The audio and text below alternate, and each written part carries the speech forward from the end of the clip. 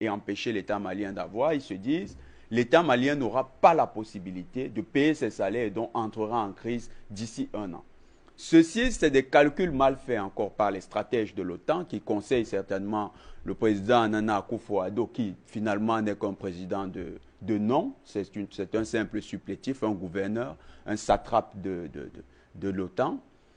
Les Maliens vont trouver de nouveaux partenaires. Et ces partenaires, c'est qui? Le premier partenaire, c'est la Russie. La Russie qui est accompagnée de la Chine et la Chine qui a les capacités financières d'appuyer l'État du Mali. Le Mali va trouver un autre partenaire. Lorsqu'il parle de fermer les frontières avec le Mali va trouver un autre partenaire qui va lui donner une ouverture sur la mer, c'est l'Algérie. Ce nouveau partenaire, l'Algérie, va nécessairement proposer dans cette nouvelle alliance avec le Mali une union économique qui sera une union économique prospère entre les deux pays. Et cette union économique sera le contrepoids de ce que la CEDEAO a été pendant longtemps, c'est-à-dire le supplétif de l'OTAN sur l'Afrique de l'Ouest. Cette fois-ci, on aura une union économique fondée par un pays du Maghreb et un pays de l'Afrique subsaharienne sur des bases d'émancipation, donc les deux pays étant dans une volonté de liberté et qui seront beaucoup plus autonomes que les pays de la CEDEAO. Cette nouvelle union économique sera plus forte, elle aura plus de poids parce que les deux pays vont agir suivant des politiques autonomes, des politiques indépendantes. Et cette union va permettre aussi de renforcer les liens entre deux parties du continent qui autrefois se voyaient en chien de faïence, c'est-à-dire l'Afrique subsaharienne et le Maghreb. Cette union va donc être le socle d'une nouvelle Afrique. C'est ce que la CEDEAO ne sait pas. Et le représentant du gouvernement malien a dit quelque chose de fondamental. Le Mali va tirer toutes les conséquences et verra comment réguler sa participation dans toutes ces instances. Ça veut dire beaucoup. Aujourd'hui, nous, ce que nous pouvons dire à l'État du Mali, ou du moins nous pouvons conseiller, c'est que le Mali tire toutes les conséquences et se retire de la CEDEAO. Parce qu'en fait, la CEDEAO veut jouer avec le Mali au froussard, au jeu du froussard.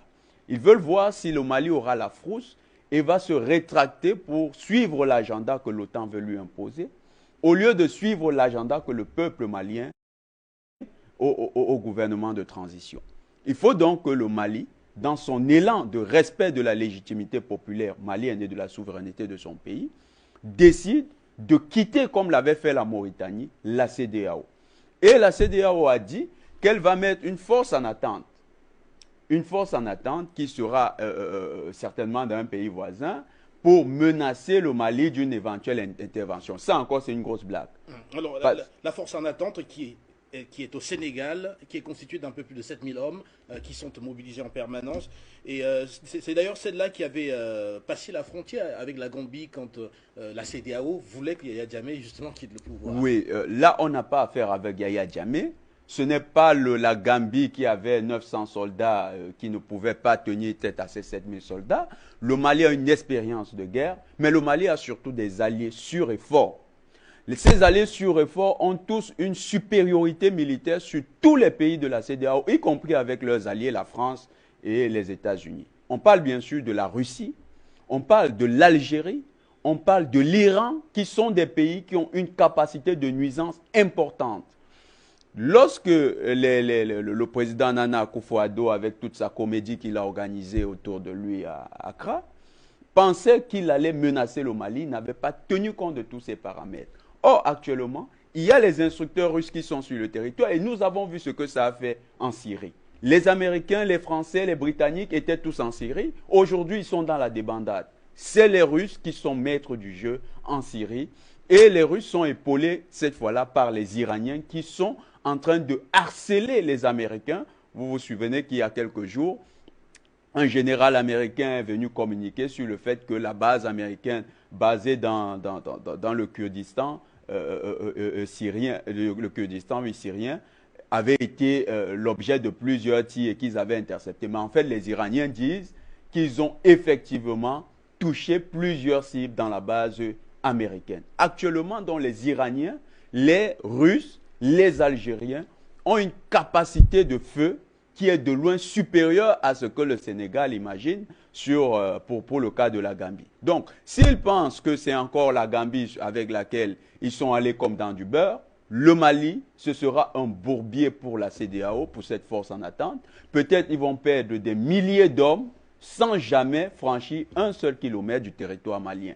Le Mali a un territoire qui est en train d'être sanctuarisé avec des alliés de poids. Le Mali doit faire confiance à ses alliés. Le président Poutine, lors de son dernier discours, a dit, le directeur au ministère des Affaires étrangères a bien dit que la Russie se mettait aux côtés du Mali pour l'accompagner à tous les niveaux de sa sécurité et à tous les niveaux de sa diplomatie. C'est dit que la Russie est prête à frapper du poing sur la table aux Nations Unies. Les alliés qui ont trompé M. Akufo-Addo, qui finalement est devenu un satrape de l'OTAN en Afrique, lui ont fait croire qu'ils avaient les moyens de leur politique. Mais que non. Au Mali, ils n'ont pas les moyens de leur politique. Le Mali est sur une pente ascendante. Le Mali doit persévérer dans cette pente ascendante. C'est vrai qu'avec les nouvelles sanctions qu'on dit être lourdes, entre guillemets, mais qui n'auront aucun impact, comme l'a dit M. Podassé, sur le Mali, ça donne l'impression que la CEDEAO est montée d'un cran, mais c'était rempli des feuilles de papier avec des mots assez ronflants, mais sur le plan de la matérialité, on ne va pas constater de réel impact sur le Mali. Le Mali est en train de se libérer, le Mali a des alliés puissants, le Mali va réussir son combat de libération et ce n'est pas avec l'escarmouche de la CEDEAO que cela va s'arrêter. Merci à vous. L'armée malienne, du matériel, des missiles qui vont nuire aux bases militaires françaises. Parce que ces missiles-là, iraniens, sont très performants. C'est ce qu'ils utilisent dans la bande de Gaza contre l'armée israélienne. Les tirs de missiles, ils vont certainement montrer aux Maliens comment s'y prendre. Les tirs de missiles qui seront répétés sur les bases militaires françaises vont faire que le harcèlement va obliger la France à enlever sa base militaire et à dégager vers le Niger. Donc, dans cet affrontement qui est en train de se dessiner, le bloc de l'Est a tous les moyens pour sortir encore vainqueur en Afrique. Cette fois-ci, ce ne sera pas simplement une victoire sur le bloc de l'Ouest, ça sera une victoire de libération pour les peuples africains, pour un peuple africain. Mais surtout, ça sera une victoire symbolique, parce que les Burkinabés qui sont à côté vont voir que l'OTAN a été défaite.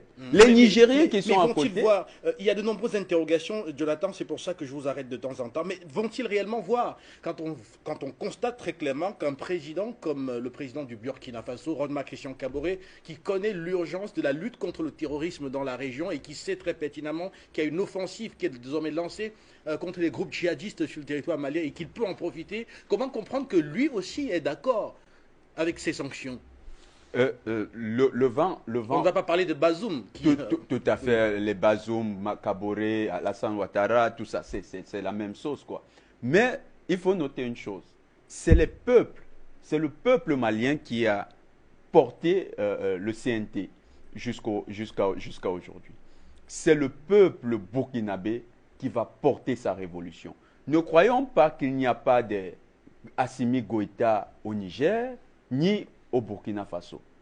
Avec l'action de la Russie, la victoire de l'OTAN, vous allez voir que ces Assimi Goïta qui sont actuellement dissimulés dans les différentes armées de ces pays vont prendre leurs responsabilités et vont se dire pourquoi pas suivre le chemin du guide Assimi Goïta qui est actuellement en Afrique de l'Ouest. C'est ce qui va se produire. Les chefs d'État factices que vous voyez là encore ces derniers jours, ce n'est que une question de temps. Bientôt, ils seront balayés par la vague qui arrive parce que les peuples les ont lâchés. Leur légitimité ne tient qu'à une chose, elle est externe, c'est-à-dire la cooptation qu'ont fait les forces de l'OTAN sur un ensemble d'individus qui sont illégitimes, irreprésentatifs du peuple qu'ils prétendent pourtant défendre. Et ces individus sont bel et bien là pour défendre les intérêts de l'OTAN. C'est pourquoi ils ont décidé de faire une guerre par procuration de l'OTAN. Moi, j'ai toujours dit que le Sénégal était un pays dont il fallait se méfier parce que le Sénégal, même s'il a opéré des rapprochements avec la Chine, n'est pas encore sorti de l'escarcelle française. Donc, le Sénégal a encore des influences fortes de la France. Le Sénégal n'a pas apporté son soutien à Assimi Goïta. Pourtant, le Sénégal connaît quelle est la sensibilité du dossier malien. On n'a pas vu un certain nombre de pays apporter leur soutien au gouvernement malien, alors que cette même CEDEAO avait reçu mandat en 2013 des Nations Unies d'aller traquer les terroristes et de les éradiquer du Nord Mali. Ils ont échoué. Aujourd'hui, ils parlent de monter une force en attente pour aller dégager un gouvernement qui a plutôt comme priorité de chasser tous ces terroristes. En fait, c'est le grand paradoxe. C'est comme si la CEDEAO, ayant échoué dans sa mission, est jalouse que quelqu'un d'autre, un fils du pays, décide de s'en occuper. C'est un scandale du point de vue de l'Afrique. Je ne sais même pas si ces présidents, quand ils s'asseyent dans leur salon, ils réfléchissent à tout ce qu'ils font.